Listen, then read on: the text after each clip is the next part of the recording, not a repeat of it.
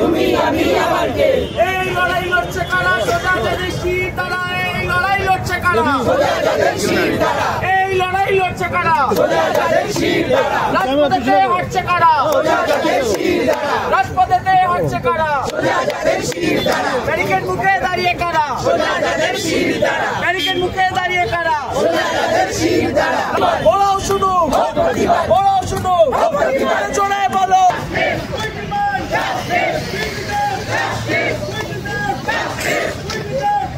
Ashfaqullah notice পাঠানো হয়েছে Bidhannagar electronics complex থানা থেকে, তাকে তলব করা হয়েছে এবং চলতি সপ্তাহে তাকে আসতে হবে। এই বিষয়টা কিভাবে দেখছেন? আশফাকুল্লাহ নাইয়ার কি হচ্ছে অপরাধ না? অপরাধ হচ্ছে সে দুর্নীতির বিরুদ্ধে মুখ খুলেছে, সে অভয়ার বিচার চেয়েছে, অভয়ার বিচারের দাবিতে যে আন্দোলন তাতে সে থেকেছে, রাস্তায় বসে অনশন করেছে, এইটুকুই তার অপরাধ।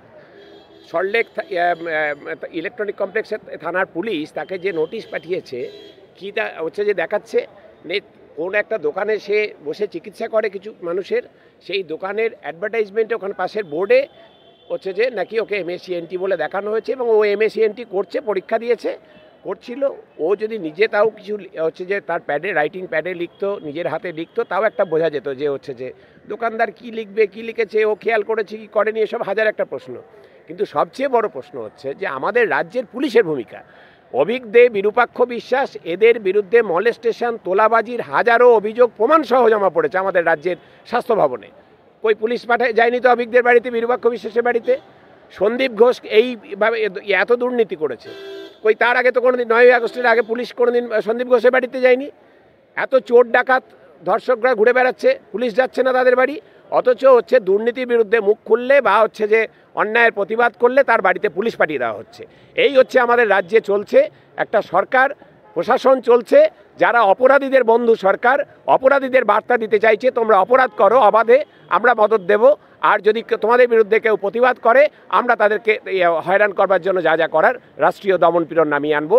এইরকম একটা স্বৈরাচার চলছে আমাদের রাজ্যে। এটা তো একটা আইনি প্রক্রিয়া, এটা নিয়ে আইনগতভাবেই যা উত্তর দেওয়া হবে। যদি জিজ্ঞাসাবাদের জন্য ডাকা হয়, অবশ্যই একজন সাধারণ নাগরিক হিসেবে, একজন ল অ্যাবাইডিং সিটিজেন হিসেবে অবশ্যই জিজ্ঞাসাবাদের জন্য আসা হবে। আশফাক নিশ্চয়ই আসবে তার লয়ারের সাথে কথা বলে।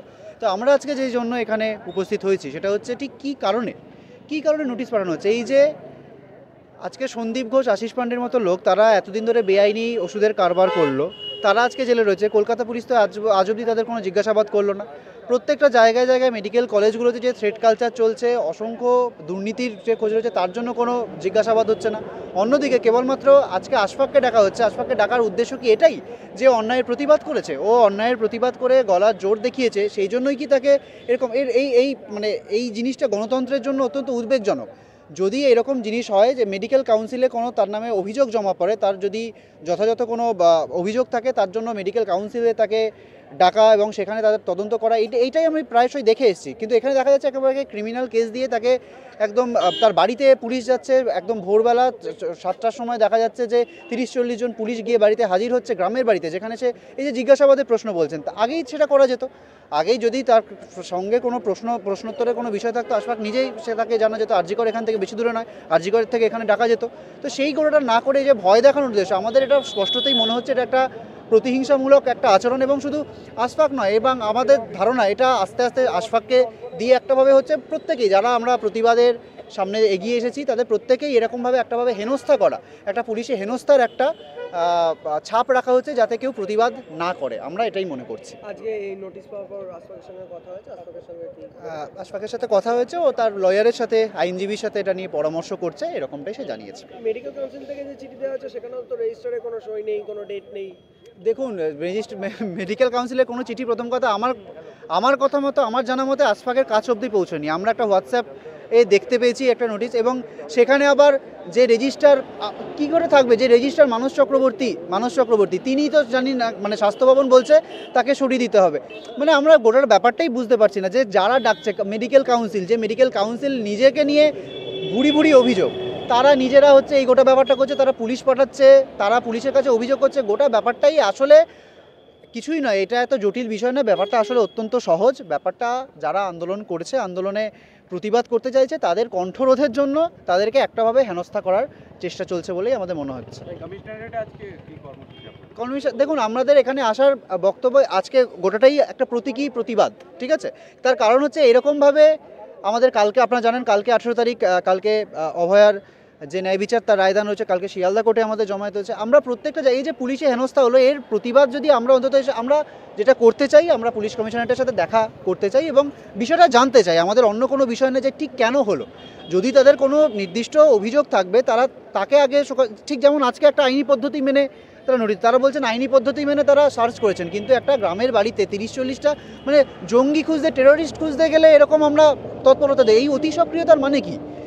বিধাননগর পুলিশ যাচ্ছে কাকদ্বীপের একটা গ্রামে, 30-40টা পুলিশ গাড়ি করে, বাইকে করে, এবং পৌঁছচ্ছে সেখানে, এবং সেখানে গিয়ে তারা তার ঘর সার্চ করছে। কি সার্চ করছে? প্রেসক্রিপশন। আমরা কোনোদিন শুনেছি একটা প্রেসক্রিপশন সার্চ করার জন্য পুলিশি এতে অতি সক্রিয়তা? তো এই অতি সক্রিয়তার মানে বুঝতে আমাদের কারোরই অসুবিধা হওয়ার কথা নয়।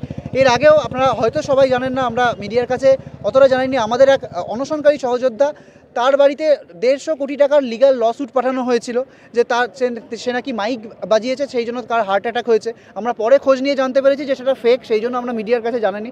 এভাবে বিভিন্নভাবে কিন্তু এই ভয় দেখানোর খেলাটা চলছে, এবং তার প্রতিবাদ করতে আজকে আমাদের জড়ো হওয়া এবং কমিশনারেটের সাথে আমরা দেখা করতে এই জিনিসটা আমরা জানতে চাইব যে ঠিক কী জন্য এই গোটা ব্যাপার। লিগাল কারণ তো আমরা বুঝতে পারছি যে তারা লিগালভাবে কাজ করেছেন, কিন্তু কি প্রয়োজন হলো যে এত সকালবেলা আশফাককে আগে নোটিশ না করে বা আগে না জানিয়ে তার বাড়িতে 30-40 জন পুলিশ পৌঁছে যাওয়ার, সেই বিষয়টাই আমরা জিজ্ঞাসা করবো। এবং তাদের যদি ভয় দেখানোর কোনো উদ্দেশ্য থাকে সেটাতে যে তারা সফল হবেন না, এটুকুই বলার থাকবে আমাদের। আমার নাম দেবাশিস হালদার। দেখুন, আশফাকের ব্যাপারে আমরা সকলেই জানি যে আন্দোলনের প্রথম দিন থেকে অন্যায়ের বিরুদ্ধে কথা বলেছে, এবং কি কারণে আশফাকের বাড়িতে 30-40 জন পুলিশ সকালবেলায় চলে গেল এবং উইদাউট কোনো নোটিশ, তাই তো কোনো নোটিশ ছাড়াই আশফাকের বাড়িতে চলে গেল। মানে এইটা খুব অবাক লাগছে, কেন গেল সেই উত্তর আমরা জানতে এসেছি। হ্যাঁ, মানে আমি সেটাই জানতে চাই, দাদা জিজ্ঞাসাবাদ করেছেন, নোটিশ করেছেন, খুবই ভালো কথা। তাহলে উইদাউট নোটিশ, ওনাকে প্রায়ের কোনো ইনফরমেশন বা নোটিশ ছাড়া ওনার বাড়িতে গেলেন কেন? আর আশফাক তো ওনার বাড়িতে নয়, আশফাক ছিল আরজি করে। যদি কিছু জিজ্ঞাসাবাদ দরকারই ছিল আশফাকের কাছেই যেতে পারতো, আশফাকে ডেকে পাঠাতো। দেখার কিছু নেই, কারণ অন্যায়ের বিরুদ্ধে কথা বলেছে বলে এই ব্যক্তি আক্রমণ, এটা তো খুব স্বাভাবিক, অপ্রত্যাশিত নয়, ইট ইজ ভেরি প্রত্যাশিত। হ্যাঁ, আশফাকের সাথে কথা হয়েছে, খুবই মানসিকভাবে বিব্রত হয়ে আছে, ঘেটে আছে ও, কারণ স্বভাবতই ও গ্রামের একটি ছেলে, এবং ওর গ্রামে যেভাবে 30-40 জন পুলিশ গিয়ে যেভাবে বাড়িতে যেরকমভাবে তদন্ত চালিয়েছে, সেটা ওনার বাড়িতে ওনার মা, ওর বউ এবং দাদা বৌদি সবাই ছিলেন। তো খানিকটা ঘাবড়েই আছে, খানিকটা আছে। তবে আশফাক যেটা বলেছে যে অন্যায়ের বিরুদ্ধে কথা বলেছে আগেও, ভবিষ্যতে আবারও বলবো।